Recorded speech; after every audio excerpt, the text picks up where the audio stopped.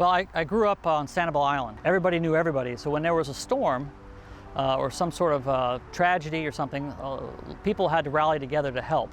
And so I saw the way that the community came together, and I always felt like an electric sense of purpose with that. And I'd always thought that going into the fire service would be something that would give me that same sense of community, that sense of belonging, that sense of helping. Mike's a true servant leader. I mean, he is one of those guys that will do anything for his coworker, his subordinate, or his peer.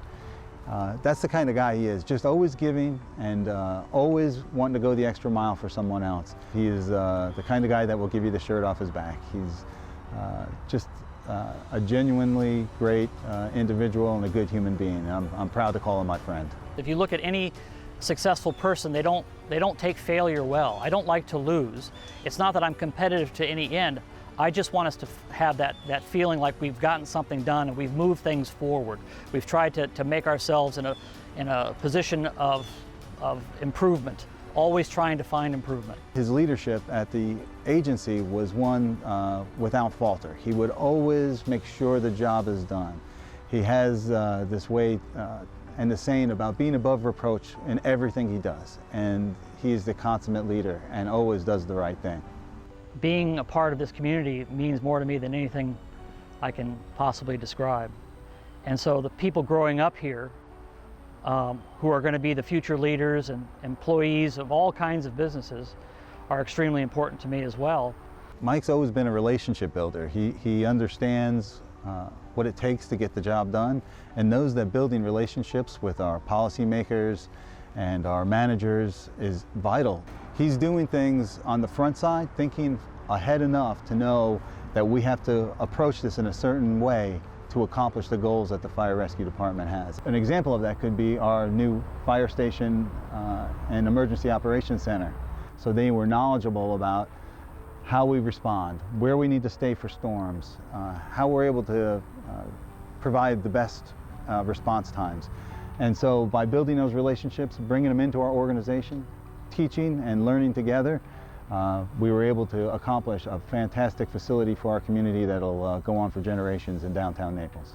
I'm not afraid to speak my mind to whoever I'm speaking to, and that's to say that there's information that I have that can help the city or the county or the sheriff's office. Whatever I can do to try to help, I think is appreciated and it's warranted. Mike has done so many great things for the fire department. Closest unit response, ISO 1 classification for our department, new software to enhance our abilities to find out where our apparatus are, tracking with GPS and AVLs. So he's just done a lot to take our agency to the next level.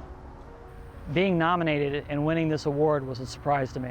I had enjoyed an excellent career and was ready to move on into the next chapter of my life.